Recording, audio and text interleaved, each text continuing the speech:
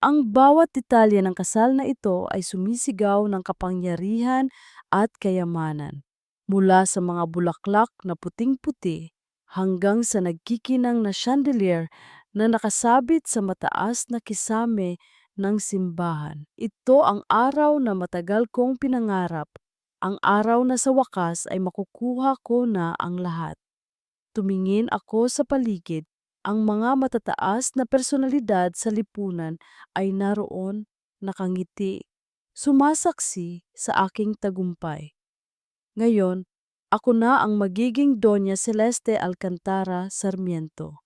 Ang pangalan na iyon ay parang musika sa aking pandinig. Hindi na ako ang Celeste na pinandidirihan at kinukutya dahil sa aking nakaraan. Ngayon, ako na ang reyna at ang korona ay ipinutong sa akin ni Don Joaquin Sarmiento, ang pinakamayamang bilyonaryo sa buong bansa. Naglakad ako sa ayel. Ang puting gown ko ay umaagos sa marmol na sahig. Ang bawat hakbang ay parang patunay sa pagtatapos ng aking paghihirap, ng aking laban. Nakita ko si Kin sa dulo, nakatayo sa altar, ang kanyang mga mata ay nakatitig sa akin. Gwapo at matikas siya sa suot niyang puting barong. Alam kong may paham kung may bahagi pa rin ng puso niya ang nagtataka, nagdududa, ngunit ginawa ko ang lahat para burahin ang anino ni Elena Vergara. Hindi na siya babalik, wala na siya. Ngunit habang papalapit ako sa altar, naramdaman ko ang isang kakaibang kutob. Isang malamig na simoy ng hangin ang tila dumaan kahit pa air-conditioned ang buong simbahan. Napailing ako. Imposible. Ito ang araw ko. Walang makakapigil. Maaari na po nating simulan ang seremonya, sabi ng pari. Ang kanyang tinig ay malumanay. Lumapit kami ni Kin sa altar. Ang kanyang kamay ay mahigpit na nakahawak sa akin. Nilingon ko siya at ngumiti ako ng ubod tamis. Ngunit sa loob ko, nagngingit-ngit ako sa galit sa bawat oras na nagdududa siya sa akin. Kailangan kong masiguro na wala na si Elena. Kailangan kong makasiguro na ang kanyang alaala ay ganap ng mabura. Ang solemneng seremonya ay nagsimula. Ang mga salita ng pari ay bumubuo ng isang matamis na kanta sa aking tainga. Bawat oo ay parang pagpapatunay na ang lahat ng pinaghihirapan ko ay sulit. Wala nang Elena na makakasira ng buhay ko. Wala nang sinuman na makakasira ng aming pamilya. Nagsimula ng bigkasin ni Kin ang kanyang panata. Ang mga salitang habang buhay, pagmamahal, pagtitiwala ay lumabas sa kanyang bibig.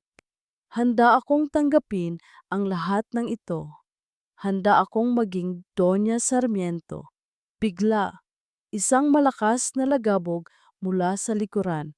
Napalingon ang lahat kasama na ako at si Kin.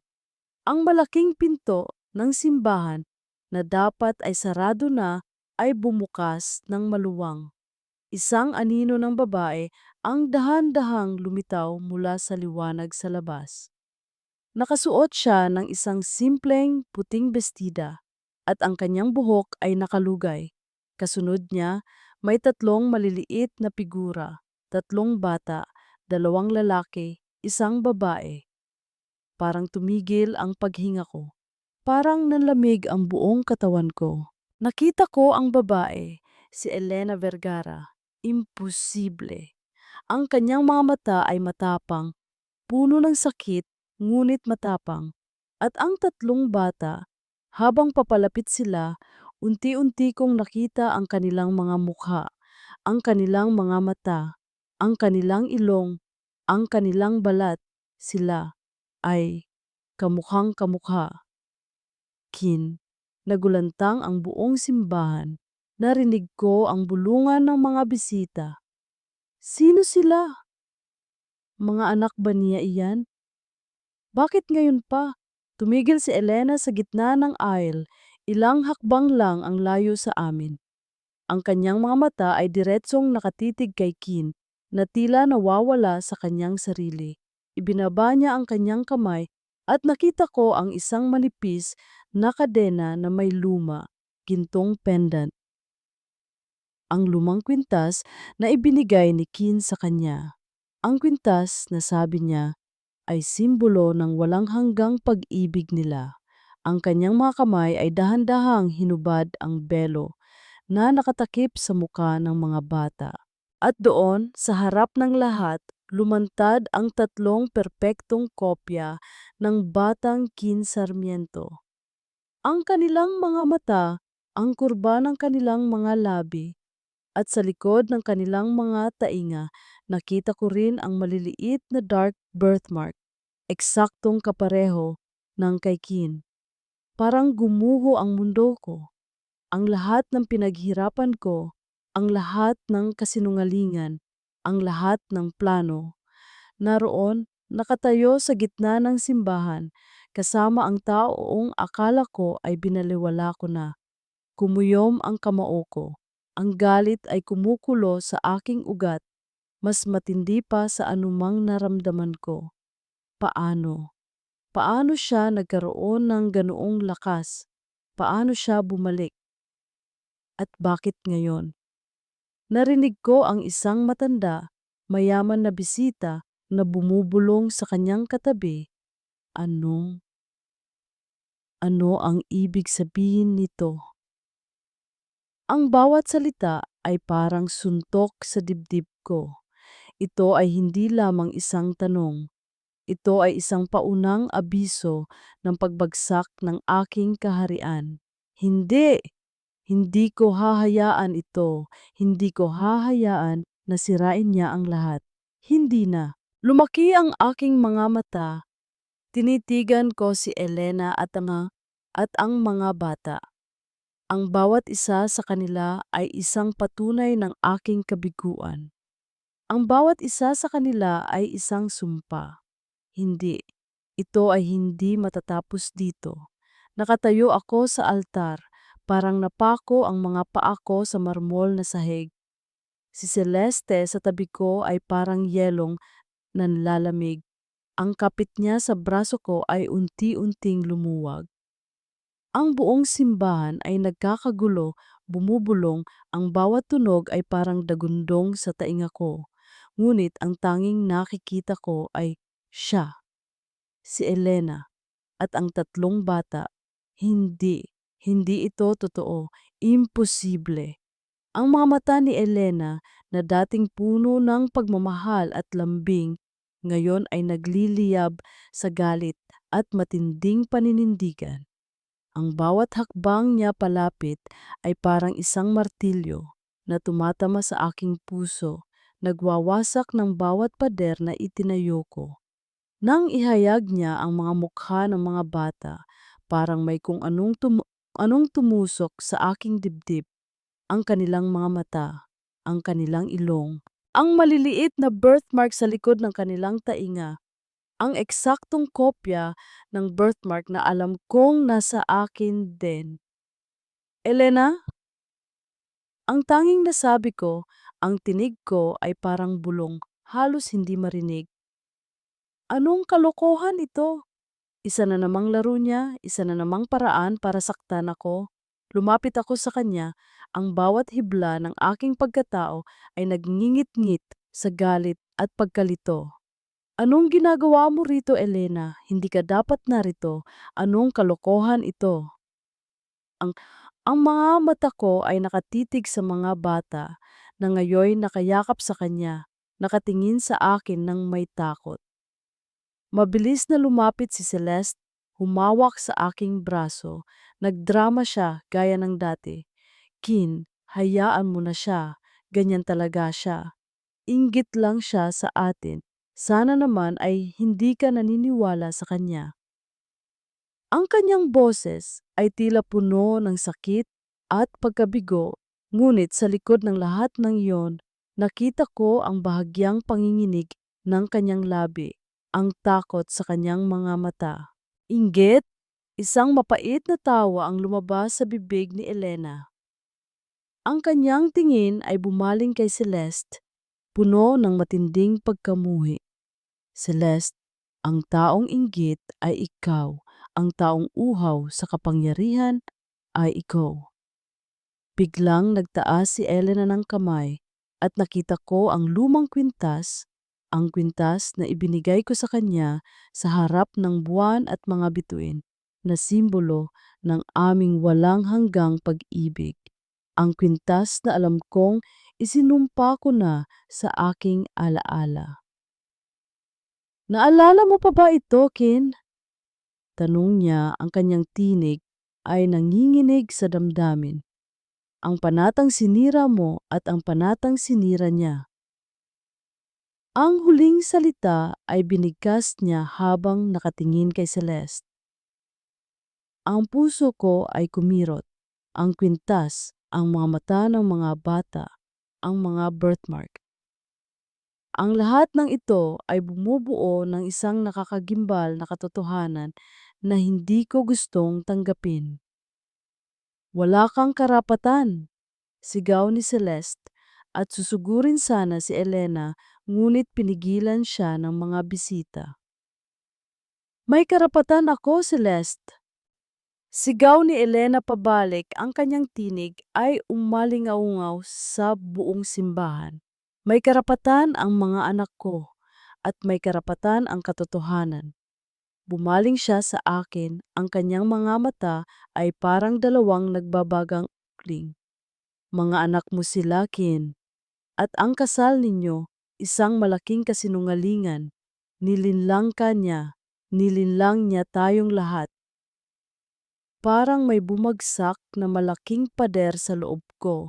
Ang lahat ng galit at sakit na naramdaman ko mula nang iwan niya ako ay unti-unting napalitan ng pagdududa. Pagdududa kay Celeste. Pagdududa sa sarili ko. Narinig ko ang tinig ng aking ina, si Doña Sol, na parang yelo, ngunit puno ng awtoridad. Tama na. Lumakad siya patungo sa amin. Ang kanyang matatalim na mata ay dumaan kay Elena, sa mga bata, kay Kin, at nanatili kay Celeste. Hindi ito ang tamang lugar para sa ganitong eksena. Pero, Doña Sol, simula ni Celeste. Manahimik ka, Celeste, putol ni Doña Sol. Pagkatapos ay bumaling siya sa akin. Kin, dalhin mo ang mga bata. Elena, samahan mo sila. Kausapin natin ito ng pribado. Hindi ito isang sirkus. Ang kanyang utos ay malinaw. Hindi ako makatanggi. Tiningnan ko si Elena, ang kanyang ekspresyon ay nananatiling matatag. Ngunit bago pa ako makagawa ng anumang hakbang, ibinigay na ni Doña Sol ang kanyang huling utos, hindi na ba kundi sa kanyang abogado. Attorney Ramos, simulan mo ang investigasyon agad-agad. Lahat ng detalye tungkol sa mga bata at lalo na tungkol sa nangyari sa pagitan ni Kin at Elena bago sila naghiwalay.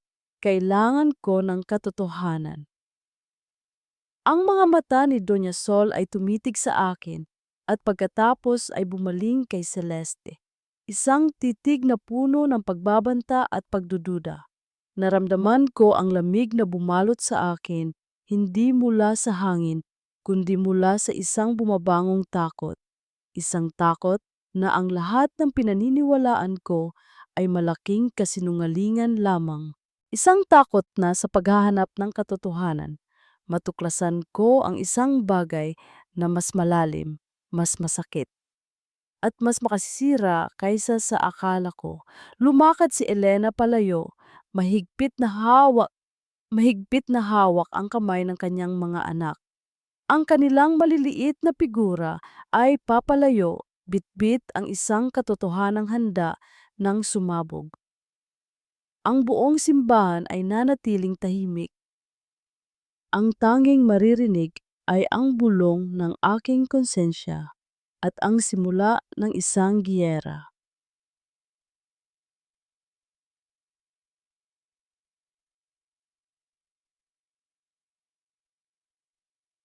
Ang bawat ingay sa labas ng aking bintana ay tila pumapasok sa aking pandinig. Ngunit ang tanging naririnig ko ay ang bulong ng nakaraan.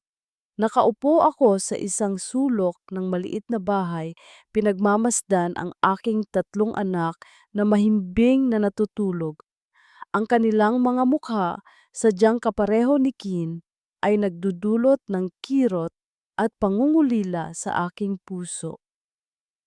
Mga anak ko, bulong ko, hinaplos ang pisngi ng panganay kong si Elias. Para sa inyo, lalaban ako. Naalala ko pa ang araw na pinakasaya ako sa buhay ko.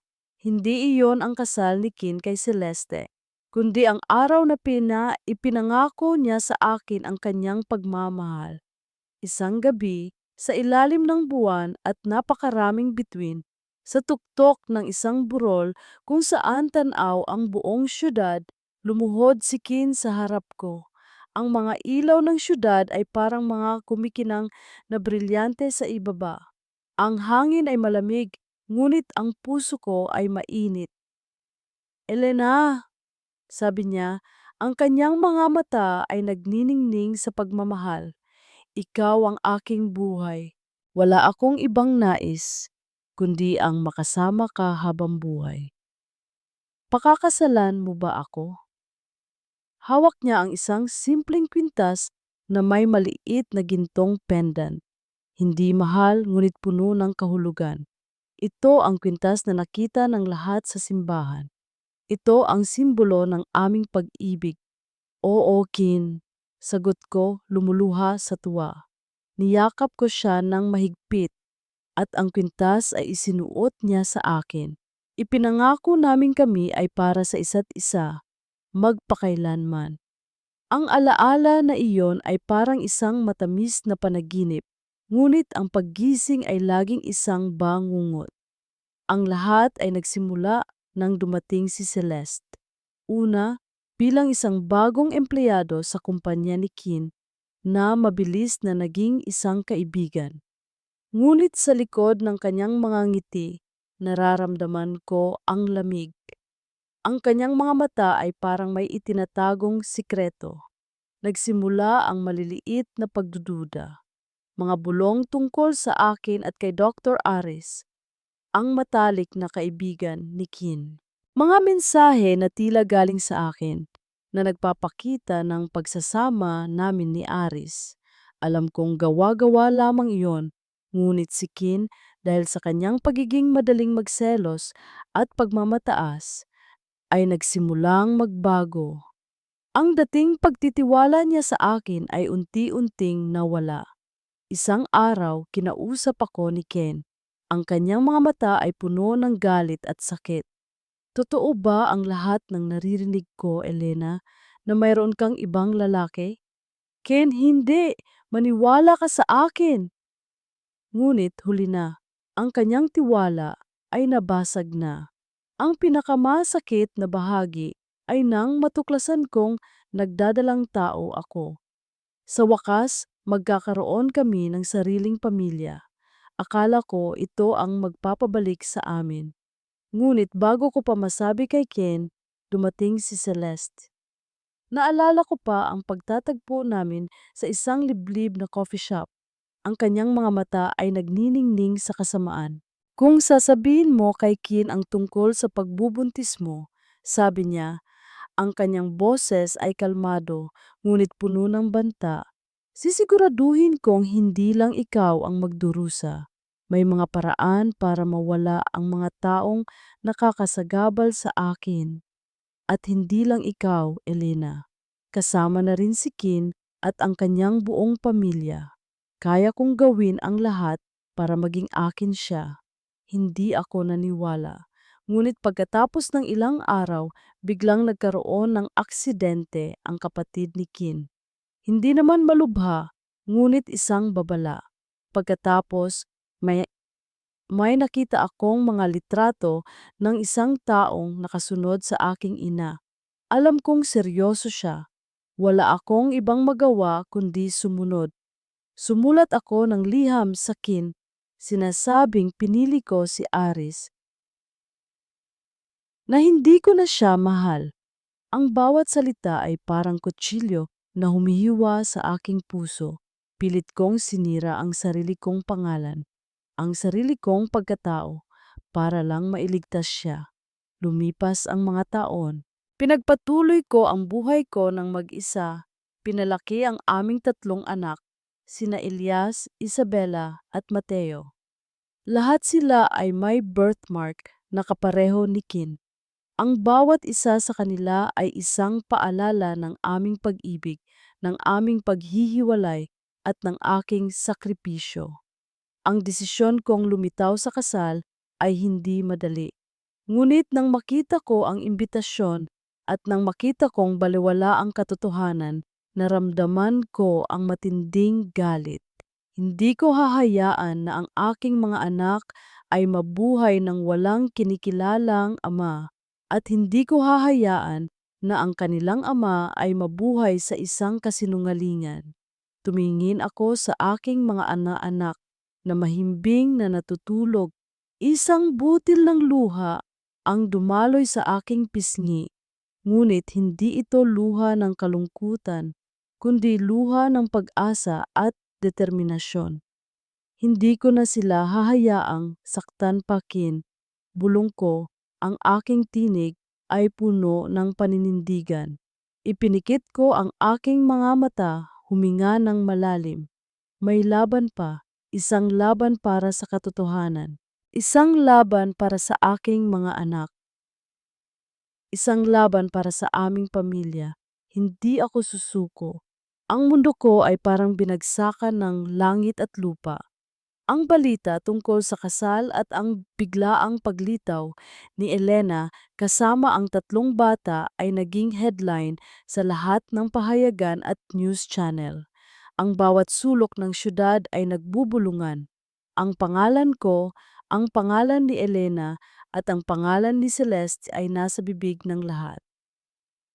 Nakatayo ako sa bintana ng aking opisina, ang aking kamay ay mahigpit na nakahawak sa isang baso ng whiskey.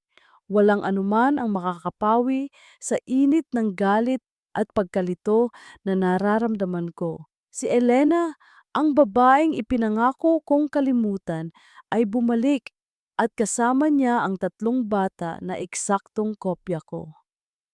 Kin, kailangan nating mag-isip ng matino, sabi ni Celeste. Ang kanyang boses ay tila puno ng pag-aalala habang lumalapit siya sa akin. Ang kanyang mga kamay ay sinubukang hawakan ang aking balikat, ngunit umiwas ako. Matino? Matino ang sabihin mo, Celeste. Anong matino sa nangyayari ngayon? Tanong ko. Ang aking tinig ay mababa at puno ng pagkamuhi. Ang kanyang pag-aalala ay parang apoy na lalong nagpapainit ng aking galit. Ginagamit niya lang ang mga bata, Kin. Hindi ba obvious? Gusto niya lang sirain tayo, sirain ang kumpanya mo. Nagseselos siya. Nagseselos? Ang mga salita niya ay nagpaalala sa akin ng mga dating bulong, mga lumang pagdududa, ngunit bakit may kung anong bahagi ng aking sarili ang nagsasabing mali siya? Bakit pakiramdam ko ay may mali sa kanyang mga paliwanag? Paano kung totoo, Celeste? Paano kung, paano kung mga anak ko nga sila? Parang sinasaksak ang aking lalamunan sa bawat salitang lumalabas. Nanlaki ang mga mata ni Celeste. Kin, ano bang sinasabi mo? Alam mong nagtaksil siya sa iyo. Alam mong ipinagpalit ka niya kay Aris. Ang pangalan ni Aris, ang pangalan ng aking matalik na kaibigan, ang taong pinagkatiwalaan ko ngunit akala ko ay nanloko sa akin. Ang taong ipinagtanggol ni Elena sa lahat ng oras. Sa sandaling iyon, bumukas ang pinto ng aking opisina. Pumasok si Dr. Aris de la Cruz. Ang kanyang muka ay seryoso, walang halong takot. Kin, kailangan nating mag-usap.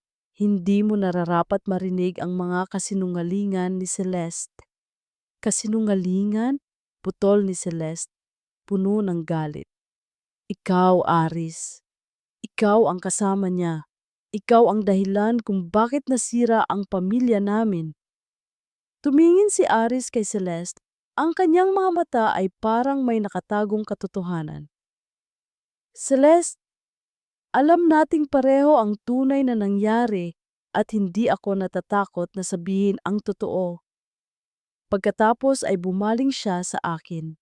Kin, alam kong mahirap paniwalaan, ngunit hindi kailanman nagtaksil si Elena. Ang lahat ng nakita at narinig mo ay isang set-up. Ang mga mensahe, ang mga litrato, lahat ay gawa-gawa. Sinubukan kong sabihin sa iyo noon, ngunit ayaw mong maniwala. Bakit mo naman ako paniniwalaan, Ken? Sabi ni Aris, ang kanyang boses ay nagpaparamdam ng sakit sa akin. Kaibigan mo ako, ngunit mas pinili mong paniwalaan ang taong halos hindi mo kakilala. Parang may humampas sa aking dibdib. Ang bawat salita ni Aris ay tumagos sa akin. Oo, halos hindi ko kakilala si Celeste, ngunit madali akong naniwala sa kanya dahil sa galit ko kay Elena, dahil sa pagmamataas ko. Ang mga bata, Kin, patuloy ni Aris, ang kanyang boses ay naging malumanay. Nakita ko sila at ang mga birthmark, wala akong duda, sila ang mga anak mo. At ang sabi ni Elena, dalawa sa kanila ay kambal, ang isa ay mas bata ng kaunti. Hindi ba, Kin, naalala mo pa ang pangarap niya na magkaroon ng kambal? Ang mga salita niya ay parang kidlat na tumama sa akin. Kambal. Elena ay laging nangangarap na magkaroon ng kambal. Ang mga birthmark, ang kwintas. Ang lahat ng ito ay bumabalik sa akin, bumubuo ng isang nakakagimbal na katotohanan. Lumakad ako patungo sa bintana, tiningnan ang syudad sa ibaba. Ang lahat ng akala ko ay totoo ay unti-unting gumuho. Ang mga muka ng mga bata ay lumitaw sa aking isip. Ang kanilang mga mata na tila nagtatanong sa akin. Ang kanilang pagtanggi na tawagin akong Papa. Naramdaman ko ang mga luha na dahan-dahang namumuo sa aking mga mata. Hindi ito luha ng galit, kundi luha ng pagsisisi. Gaano ako naging bulag, gaano ako naging tanga para paniwalaan ang isang estranghero at baliwalain ang babaeng minahal ko higit sa lahat. Kin, huwag kang maniwala sa kanya. Sigaw ni Celeste, ang kanyang tinig ay puno ng desperasyon, ngunit hindi ko na siya naririnig. Ang tanging naririnig ko ay ang tinig ng aking ina, si Doña Sol, na sinasabi sa akin, Kin, kailangan ko ng katotohanan. At ang katotohanan ay unti-unting lumalabas. At ito ay mas masakit kaysa sa anumang inasahan ko. Pinikit ko ang aking mga mata. Huminga ng malalim. Ang pagdududa ay hindi na pagdududa. Ito ay naging isang malamig na katiyakan. Kailangan kong alamin ang buong katotohanan para sa akin, para kay Elena, at lalo na para sa mga bata. Ang mundo ko ay parang isang baraha na unti-unting ginugulpi ng malakas na hangin. Ang mga salita ni Kin, ang paglitaw ni Elena, at lalo na ang utos ni Doña Sol na imbestigahan ang lahat at lahat iyon ay parang isang babala ng nalalapit kong pagbagsak. Ang resulta ng DNA. Iyon ang huling pako sa kabaong ko kung hindi ko ito mapipigilan. Nasa opisina ako, ang aking mga kamay ay nanginginig habang hinahawakan ang cellphone. Gawin mo ang lahat ng paraan, palitan mo ang resulta, sunugin mo man o palitan, basta't huwag lang itong mailabas. Ang utos ko sa aking tauhan. Ang bawat sandali ay tila bumibigat, ang bawat hininga ay parang huling hininga, ngunit huli na. Hindi gumana, ma'am. Hindi na natin mapipigilan ang DNA result. Parang may sumabog sa loob ko. Ang lahat ng dugo sa aking katawan ay tila nanlamig. Hindi. Hindi ito maaaring mangyari. Ang lahat ng pinaghirapan ko, ang lahat ng binuo ko, hindi ito maaaring matapos dito. Naalala ko ang aking nakaraan, ang Celeste Alcantara na pinandidirihan ng lahat. Ang Celeste na pilit na iniaahon ang sarili sa putik ng kahirapan.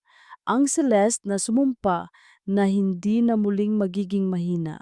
Lumaki ako sa isang pamilyang mayroon naman noon ngunit biglang nawala ang lahat. Ang aming negosyo ay nalugi at iniwan kami ng aking ama na nalubog sa utang. Ang dating mga kaibigan, mga kamag-anak, lahat ay naglaho. Ang dating Celeste na pinupuri ay naging Celeste na kinukutya.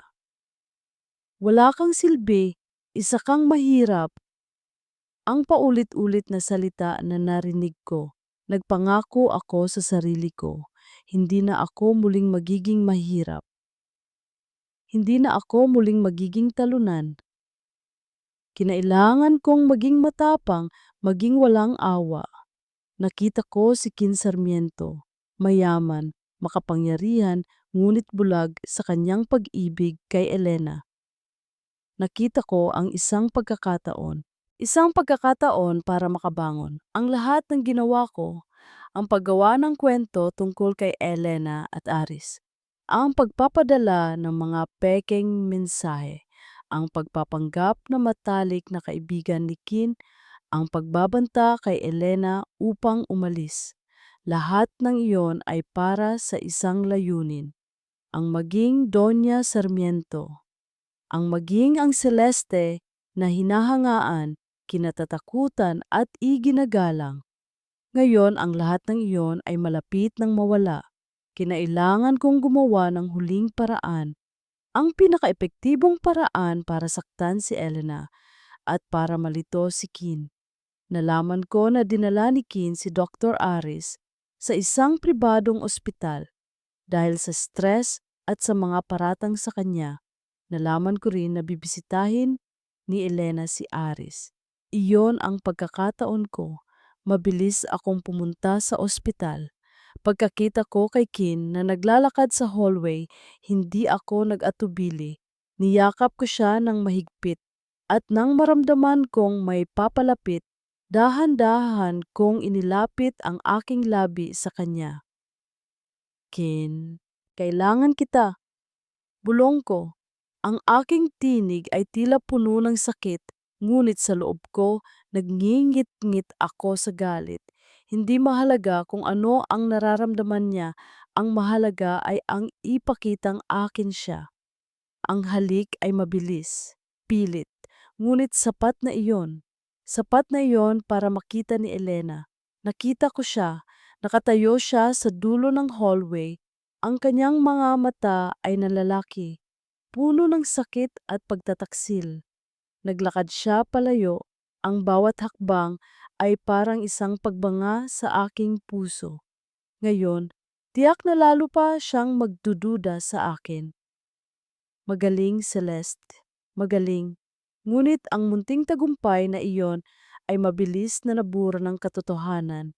Pagbalik ko sa aking sasakyan, tumunog ang aking telepono. Si Mang Ben, ang dating driver ng mga Sarmiento, na matagal ko nang binabayaran para subaybayan ti Elena. Ma'am Celeste, may problema po. Ano? Tanong ko. Ang aking boses ay matalim. Si Doña Sol po, pinapatawag ako. May mga tanong po siya tungkol sa inyo. At kay Elena.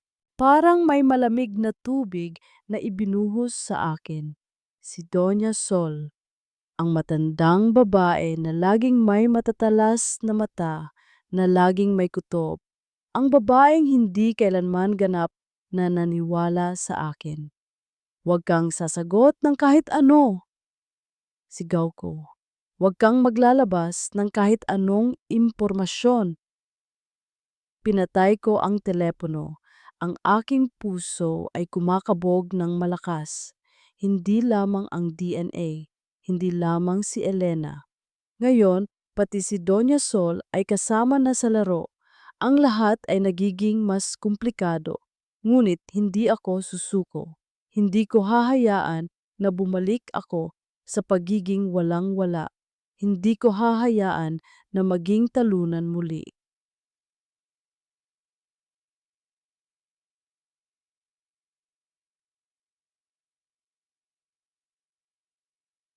Ang mga kamay ko ay nanginginig habang hinahawakan ang pahayagan. Ang malaking headline ay sumisigaw, Kin Sarmiento, ama ng 3 anak mula kay dating asawang si Elena Vergara, DNA test, confirms. Parang huminto ang paghinga ko.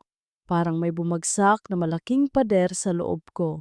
Ang lahat ng pagtatangka kong pigilan ang katotohanan ay nawala ng saysay. Ang DNA test, ito na. Nasa sala kami ng pamilya Sarmiento, kasama si Doña Sol, Kin at ang abogadong si Attorney Ramos. Si Celeste ay naroon din. Ang kanyang muka ay maputla, ngunit pilit pa ring nagpapanggap na kalmado. Ang mga resulta ng DNA test ay narito. Sabi ni Attorney Ramos, ang kanyang boses ay seryoso. Sinasabi nito na si Don Joaquin Sarmiento ang biological na ama ng mga bata. Parang isang bomba sumabog sa loob ng silid. Naging puting-puti ang mukha ni Kin. Ang kanyang mga mata ay nanlalaki, puno ng pagkabigla at hindi paniniwala. Tiningnan niya ako na tila naghahanap ng kasagutan, ngunit wala akong masabi. Ang sakit, ang galit, ang panghihinayang, lahat ay bumalot sa akin. Hindi, sigaw ni Celeste, ang kanyang tinig ay matinis. Hindi ito totoo. Gawa-gawa lang iyan. Binayaran niya ang laboratorio. Celeste, tigilan mo na, sabi ni Doña Sol. Ang kanyang boses ay malamig at puno ng awtoridad. Ang laboratorio na ito ay isa sa pinakapinagkakatiwalaan sa bansa. Bukod pa rito, naglabas si Doña Sol ng isang set ng mga litrato. Mga litrato ng mga tainga ng mga bata at isang litrato ng tainga ni Kin. Sa bawat litrato, malinaw na makikita ang kakaibang birthmark. Isang maliit na itim na marka na halos hindi makita, ngunit eksaktong pareho sa lahat. Ang birthmark na ito, patuloy ni Doña Sol, ay isang genetic trait sa aming pamilya. Hindi ito maaring gawa-gawa. Hindi ito maaring bayaran. Bumagsak ang panga ni Celeste. Ang kanyang mga mata ay puno ng takot. Wala na siyang masasabi. Wala na siyang depensa. Ang lahat ng kanyang kasinungalingan ay unti-unting nabubunyag. Naramdaman ko ang paglamig ng aking mga kamay. Ngunit hindi ako masaya. Hindi ako nakaramdam ng pagtatagumpay. Ang naramdaman ko ay matinding sakit. Ang katotohanan ay lumabas. Ngunit kasama nito ang sakit ng mga tao ng paghihiwalay, ng mga taon ng pagdurusa. Kin, tiningnan ko siya. Ang kanyang mukha ay parang gumuho. Ang dating matigas na ekspresyon ay napalitan ng sakit at pagkabigla. Kin, ang tanging nasabi ko. Ngunit hindi siya sa akin nakatingin. Ang kanyang tingin ay nakatuon sa mga litrato ng mga bata. Ang mga birthmark, ang mga mukha, ang alaala ng aking pagbubuntis, ng aking pangarap na magkaroon ng kambal ay tiyak na bumalik sa kanya. Mga anak ko, bulong niya. Ang kanyang tinig ay basag. Narinig ko ang kanyang mga hakbang. Lumapit siya sa akin. Akala ko ay yayakapin niya ako, nahihingi siya ng tawad. Ngunit lumampas siya sa akin. Dumiretso siya sa aking mga anak na naglalaro sa isang sulok na inutusan ni Doña Sol na dalhin doon upang makita nila ang kanilang ama. Lumuhod si Kin sa harap nila. Ang kanyang mga kamay ay nakaabot. Mga anak ko, papa niyo ako. Ngunit ang tatlong bata sa halip na lumapit ay umurong. Ang kanilang mga mata ay puno ng takot. Ang panganay, si Elias, ay umungol. Hindi ka namin papa. Pinaiyak mo si mama. Parang may sumaksak sa puso ko. Ang mga salita ng aking anak ay mas matalim pa sa anumang talim ng espada. Ang sakit sa kanyang mga mata ay parang refleksyon ng aking sariling sakit. Napaatras si Kin, ang kanyang mukha ay puno ng sakit at pagtataka. Ang kanyang mga kamay ay bumaba. Ang kanyang pagtatangka na lumapit sa kanyang mga anak ay nabigo. Tumayo si Doña Sol.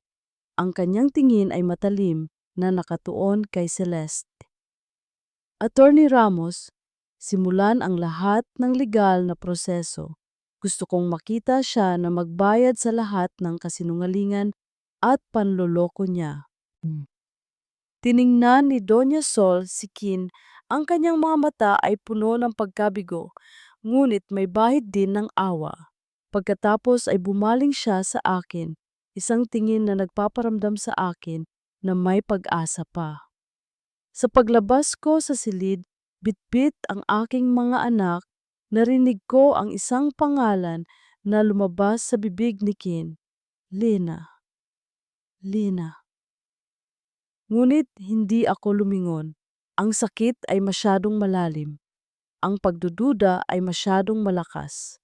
At ang mga salita ng aking anak ay patuloy na umalingaw sa aking isip. Pinaiyak mo si mama. Ang pagbagsak ng huling harang. Ang katotohanan ay lumabas, ngunit ang paghilom ay nagsisimula pa lamang at hindi ko alam kung kailan ito matatapos. Ang mundo ko ay gumuho. Ang mga pader na itinayo ko sa loob ng maraming taon ay nawasak sa isang iglap. Ang katotohanan ay parang isang malaking halimaw na lumamon sa akin. Ang mga resulta ng DNA, ang mga birthmark, ang mga mukha ng aking mga anak, at ang mga salita ni Elena, ang kanyang mga mata na puno ng sakit, ang kanyang pagtanggi sa akin. Nasa opisina ako, ang mga dokumento sa aking harapan ay nakakalat. Hindi ko maintindihan ang anumang nakasulat doon. Ang tanging nakikita ko ay ang muka ng aking mga anak at ang kanilang mga salitang, "Hindi ka namin papa, pinaiyak mo si mama." Pumasok si Celeste, ang kanyang muka ay maputla at ang kanyang mga mata ay nanlalaki sa takot. Kailangan nating mag-usap. Tiningnan ko siya, ang aking mga mata ay puno ng galit at pagkamuhi. Ang babaeng ito, ang babaeng ginawa akong tanga, ang babaeng sumira sa buhay ko, sa pamilya ko. Ano pa ang gusto mong pag-usapan, Celeste? Tanong ko. Ang aking boses ay mababa at puno ng pagpipigil. Ang mga kasinungalingan mo, ang panlilinlang mo, ang paggamit mo sa akin, napaatras siya. Kin, hindi. Mahal kita. Ginawa ko lang iyon dahil mahal kita. Ayaw ko lang na makabalik si Elena sa buhay mo. Mahal mo ako? Mapanuyang tawa ang lumabas sa aking bibig.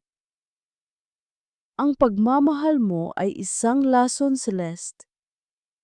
Ang pagmamahal mo ay isang panlilinlang. Hindi na siya nag-atubili. Ang kanyang tunay na kulay ay lumabas. Ang kanyang mga mata ay nagniningas sa galit. At ano ngayon, Kin? Ano ang gagawin mo? Nagsawa ka na ba sa akin? Nagsawa ka na ba sa pagiging bulag mo? Sino ba ang mas tanga? Ako na naniwala sa akin o ikaw na naniwala sa kanyang sariling kasinungalingan? Ang bawat salita niya ay parang isang patalim na tumatama sa aking dibdib. Mas masakit pa sa mga kasinungalingan dahil totoo ang kanyang sinasabi. Ako ang tanga. Ako ang naging bulag. Ako ang sumira sa aking pamilya. Umalis ka, Celeste. Sabi ko, ang aking boses ay parang isang bulong. Umalis ka sa buhay ko. Hindi na kita gustong makita pa. Niyog-yog siya ng galit, ngunit wala siyang magawa. Umalis siya, ang kanyang mga hakbang ay puno ng pagkamuhi at paghihiganti. Ako ay naiwan sa opisina. Nag-iisa. Ang sakit, ang pagsisisi, ang galit, lahat ay bumalot sa akin. Naalala ko ang mukha ni Elena, ang kanyang mga mata na puno ng sakit at pagtataksil. Naalala ko ang kanyang mga salita. Hindi lang ikaw ang nasaktan, Kin.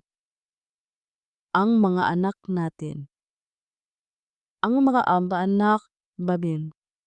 Ang mga salitang iyon ay parang isang suntok sa aking dibdib. Hindi lang ako ang nasaktan.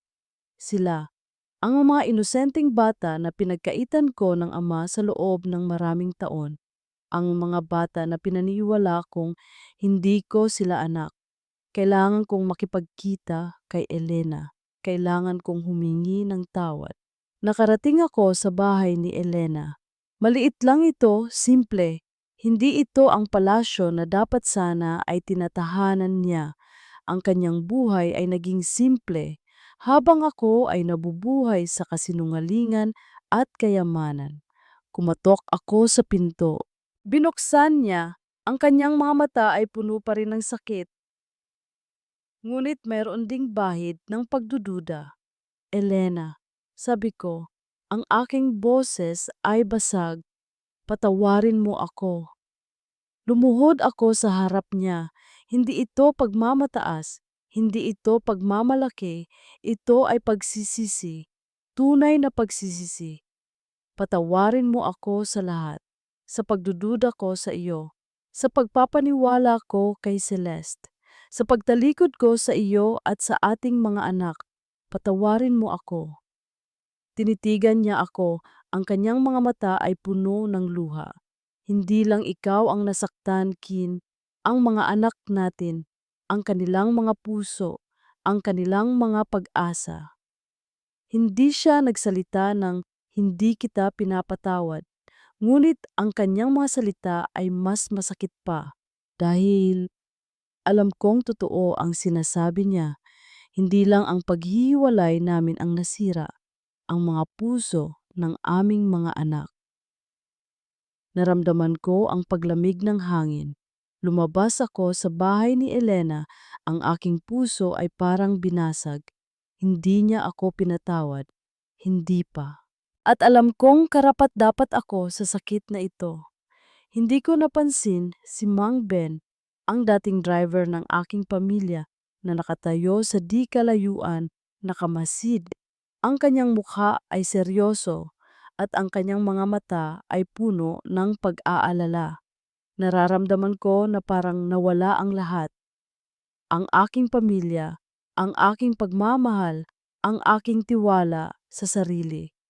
Ngunit sa ilalim ng lahat ng sakit na ito, naramdaman ko ang isang maliit na bahagi ng pag-asa. Kailangan kong ayusin ang lahat. Kailangan kong muling itayo ang lahat. Biglang tumunog ang telepono ni Mang Ben. Narinig ko ang kanyang boses na nagsalita. Hello, Doña Sol. Tumigas ang ekspresyon ni Mang Ben.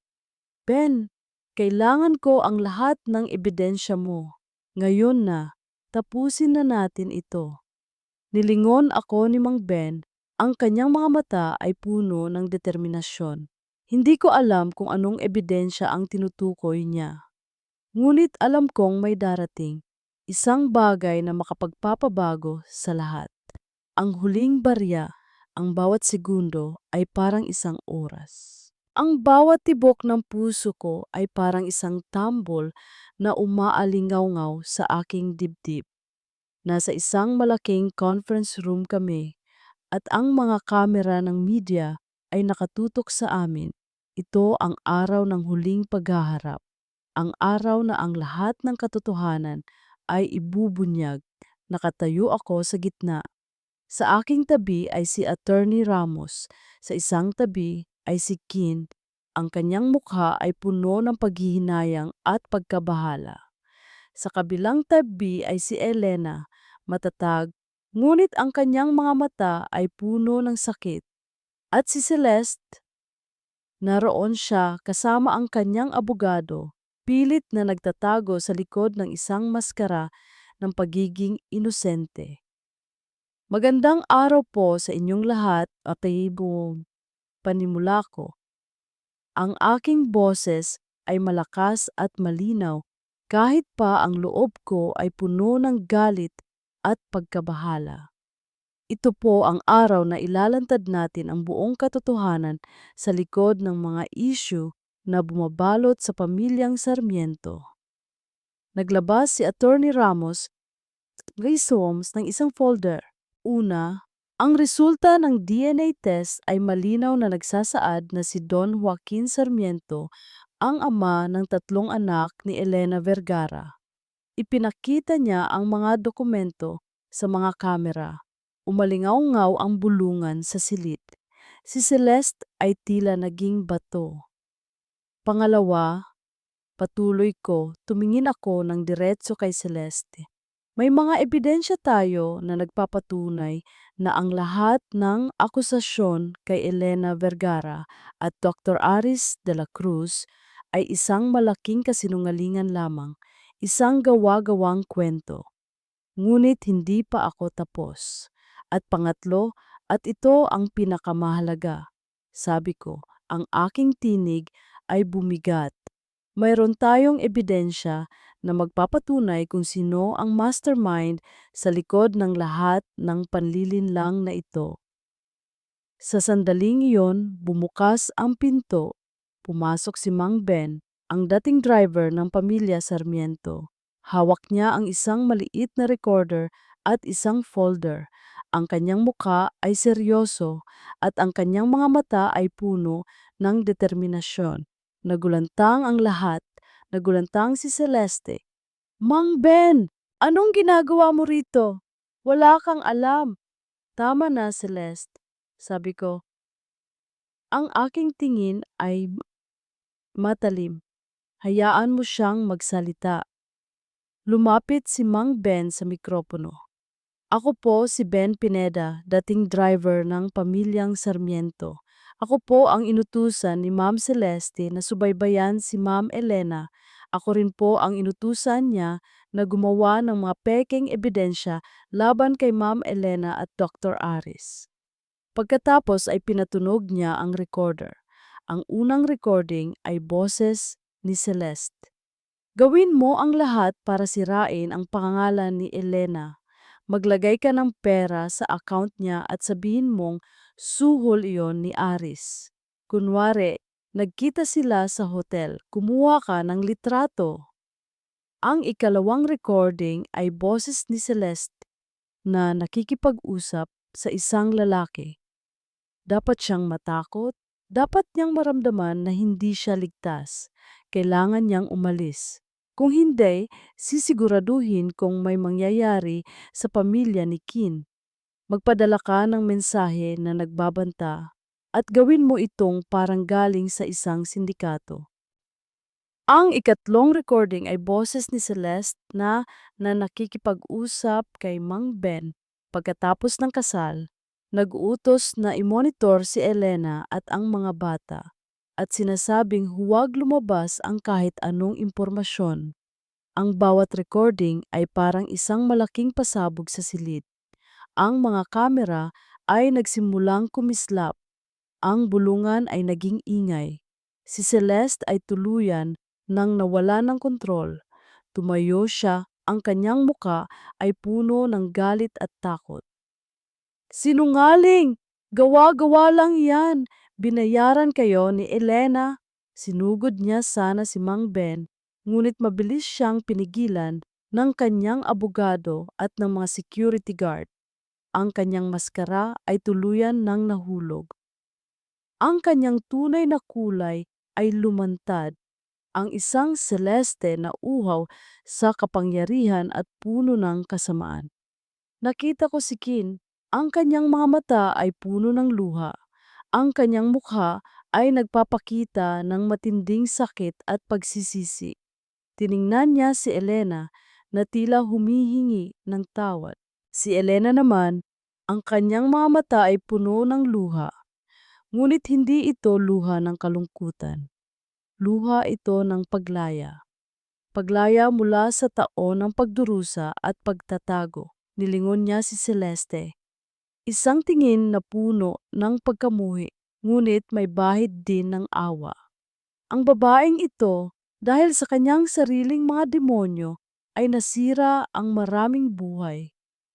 Hindi ko akalain, bulong ko, ang aking boses ay nanginginig, na mayroong taong kayang gumawa ng ganoong kasamaan. Biglang dumating ang mga pulis.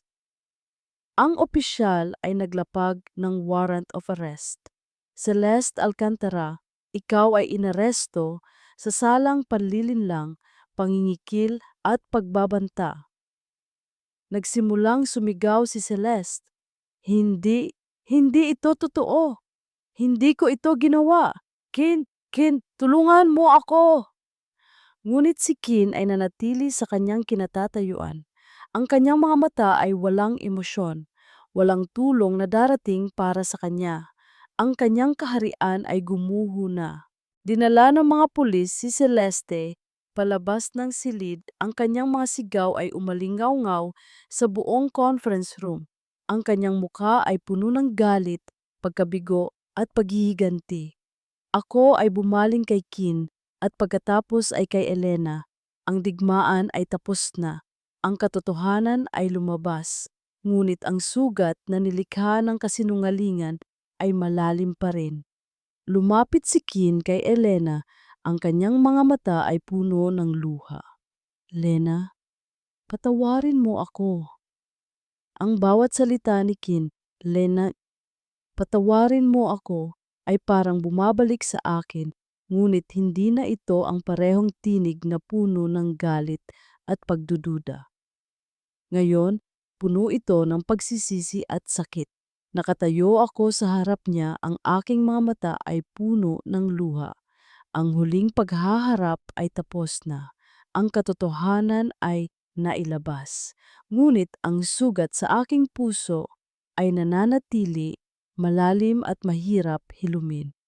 Lumapit sa akin si Doña Sol, niyakap niya ako ng mahigpit. Anak, patawarin mo kami. Patawarin mo ang aking anak sa lahat ng kanyang kamalian. Ang kanyang tinig ay nanginginig. Ito ang unang pagkakataon na naramdaman ko ang tunay na init ng kanyang pagmamahal. Nagpasalamat ako kay Mang Ben at Dr. Aris. Ang kanilang tapang ang nagbunyag ng lahat. Ang kanilang katapatan ang nagligtas sa amin. Inayos ni Doña Sol na lumipat kami ng mga bata sa isang mas malaking bahay, malapit sa kanya. Mas pribado, mas ligtas. Pinilit niyang tanggapin ko ang tulong. Hindi dahil sa utang na loob, kundi dahil kailangan na naming simulan ang paghilom bilang isang pamilya. Bawat araw dumarating si Kin, hindi na siya ang dating mapagmataas na Kin. Ngayon, siya ay isang lalaki na puno ng kababaang loob at pagsisisi. Sa unang pagkakataon, umupo siya sa sahig kasama ang mga bata. Nagsimula siyang magkwento ng isang fairy tale. Sina Elias, Isabela at Mateo ay nakikinig ng mabuti, ngunit may pag-aalinlangan pa rin. Hindi nila ako tinatawag na papa tulad ng ibang mga bata. Narinig ko ang pagtawa ni Kin. Hindi ko iyon narinig sa kanya sa loob ng mahabang panahon. Ang kanyang mga mata ay nakatitig sa mga bata, puno ng pagmamahal. Nakita ko ang sakit sa kanyang mga mata tuwing hindi sila sumasagot sa kanya, tuwing umiiwas sila sa kanya. Sa bawat gabi, pumupunta si Kin. Nagdadala siya ng mga regalo, hindi mamahaling laruan, kundi mga libro na may mga kwento, mga coloring book, at mga lapis. Pinagmasdan ko siya na nagbabasa ng mga kwento sa kanila. Nagpinta kasama sila, nagtuturo sa kanila ng mga kanta. Kahit na sa simula, ang mga bata ay lumalayo, hindi siya sumuko. Isang hapon, nakaupo ako sa bintana. Pinagmamasdan si Kin na naglalaro sa hardin kasama ang mga bata. Tumakbo si Isabela papunta sa kanya, tumalon sa kanyang mga braso. Niyakap niya ito ng mahigpit at ang ngingiti sa kanyang mukha ay totoo. Napansin na niya ako. Lumapit siya, ang kanyang mukha ay puno ng pag-asa. Lena, paano ko maibabalik ang tiwala mo? Kin, sabi ko, hindi madali. Ang sakit ay napakalalim. Ang pagdududa ay nananatili pa rin. Alam ko, sagot niya, at handa akong maghintay. Handa akong gawin ang lahat. Basta't hayaan mo akong patunayan ang sarili ko. Hayaan mo akong maging ama sa ating mga anak. Hayaan mo akong mahalin ka muli. Sa kanyang mga mata, nakita ko ang isang bagay na hindi ko nakita dati, ang tunay na pagsisisi at pagmamahal. Ang kanyang pagmamataas ay nawala na, ang kanyang puso ay bukas. Noong gabing iyon, matapos matulog ang mga bata, umupo ako sa sofa. Nagdala si Kin ng tasa ng mainit na tsokolate. Nagsimula kaming mag-usap, hindi na tungkol sa nakaraan, kundi tungkol sa kasalukuyan at sa hinaharap. Kumusta ka, Lena? Tanong niya, ang kanyang boses ay malumanay. Ayos lang, sagot ko. Ngunit, Kin, alam mo ba kung gaano kasakit ang ginawa mo? Ang ipagtapat na ang mga anak ko ay galing sa isa pang lalaki. Ang iparamdam sa akin na isa akong traidor. Napayuko siya. Alam ko, at wala akong maibibigay na sapat na tawad. Ngunit sana, bigyan mo ako ng pagkakataon. Isang pagkakataon para patunayan sa iyo na nagbago na ako. Isang pagkakataon para maging isang tunay na pamilya tayo. Nilingon ko siya, ang kanyang mga mata ay puno ng pagmamakaawa. Hindi ko masasabing napatawad ko na siya ng buo, ngunit nakita ko ang pagbabago sa kanya. Nakita ko ang kanyang pagsisikap. Nakita ko ang pagmamahal niya sa mga bata. Sa labas, nagsimulang umulan. Isang malakas na kulog ang umalingaw-ngaw. Biglang bumukas ang pinto ng kwarto ng mga bata. Si Elias, ang panganay, ay tumatakbo patungo sa sala, ang kanyang mukha ay puno ng takot. Papa, Papa, napakunot ang noo ko. Papa, hindi siya tumakbo sa akin. Sa halip, tumakbo siya kay Kin. Niyakap niya si Kin ng mahigpit. Ang kanyang mukha ay nakasubsob sa kanyang balikat. Nagulat ako. Nagulat si Kin. Ngunit mabilis siyang niyakap pabalik ni Kin. Ang kanyang mga mata ay puno ng luha. Niyakap niya ang kanyang anak, ang kanyang tunay na anak. Nakita ko ang ngiti ni Kin. Ito ang nangititi ng isang ama na sa wakas ay natanggap ng kanyang anak. Ang aking puso ay bumigat, ngunit hindi sa sakit, kundi sa isang matamis na kirot ng pag-asa. Marahil, sa huli, mayroong paghilom. Marahil sa huli, mayroon kaming bagong simula.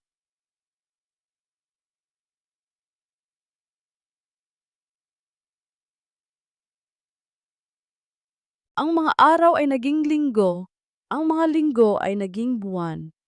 Ang paghilom ay mabagal, ngunit patuloy. Ang pagtawag ni Elias sa akin ng Papa noong gabing iyon ay parang susi na nagbukas sa lahat. Unti-unti, ang mga bata, lalo na sina Isabela at Mateo, ay nagsimula ng tawagin akong Papa. Hindi na sila natatakot sa akin. Hindi na sila umiiwas. Sa halip, sila ay tumatakbo sa akin, nakangiti, at puno ng pagmamahal. Ang bahay na dating puno ng lungkot at pagdududa ay napalitan ng tawanan, ingay, at pagmamahalan. Araw-araw, lumalabas kami sa hardin, naglalaro, nagkukwentuhan. Tinuturuan ko sila ng mga simpleng laro at bawat ngiti nila ay parang nagpapagaan sa aking puso. Si Elena, ang kanyang puso ay unti-unti nang lumambot. Ang kanyang mga mata na dating puno ng sakit, ngayon ay may bahid na ng pag-asa at pagmamahal. Nagsimula kaming mag-usap ng mas matagal, hindi na tungkol sa aming nakaraan, kundi tungkol sa aming kinabukasan. Tungkol sa mga pangarap namin para sa aming mga anak. Isang araw, nakaupo kami sa gazebo sa hardin, pinagmamasdan ang mga bata na naghahabulan. Ang araw ay unti-unting lumulubog, nagbibigay ng gintong kulay sa paligid. Elena, sabi ko, ang aking kamay ay dahan-dahang hinawakan ang kanyang kamay. Alam kong marami akong kasalanan. Alam kong malalim ang sugat na nilikha ko. Ngunit gusto kong subukan muli. Gusto kong muling itayo ang ating pamilya. Sa pagkakataong ito, ng tama, ng may tiwala at pagmamahal.